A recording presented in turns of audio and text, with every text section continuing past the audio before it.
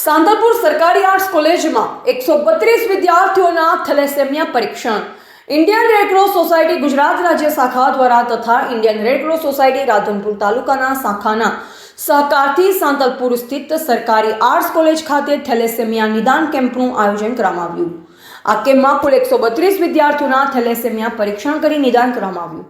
આ કાર્યક્રમ રાધનપુર તાલુકા શાખાના અધ્યક્ષ ડોક્ટર નવીનભાઈ ઠક્કર તેમજ હોદ્દેદારો ડોક્ટર દિનેશભાઈ ઠક્કર, રઘુરામભાઈ ઠક્કર, મહેશભાઈ રાઠોડ અને કાંતિભાઈ નાયના માર્ગદર્શન હેઠળ યોજાયો હતો।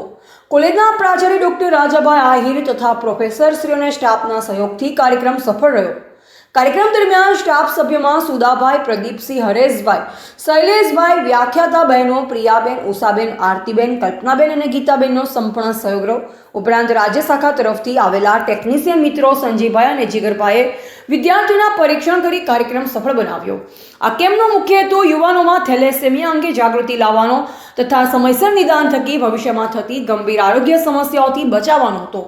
કાર્યક્રમના અંતે વિદ્યાર્થી ભાઈઓ અને બહેનો અલ્પાહારની વ્યવસ્થા પણ કરવામાં આવી। Reporter Anil Ramanuj, Radhanpur, AGP news India.